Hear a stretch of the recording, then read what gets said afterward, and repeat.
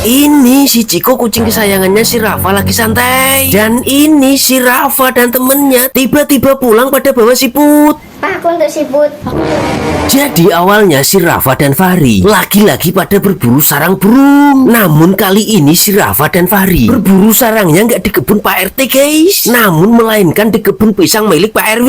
Karena kata si Fahri, di kebun pisang milik Pak RW lebih banyak burungnya. Namun alangkah terkejutnya, si Rafa dan Fahri malah menemukan dua siput yang lagi sedang asik berduaan guys. Dan ini si Fahri malah mengambil siput tersebut, lanjut dibawa pulang biar bisa berkembang biak.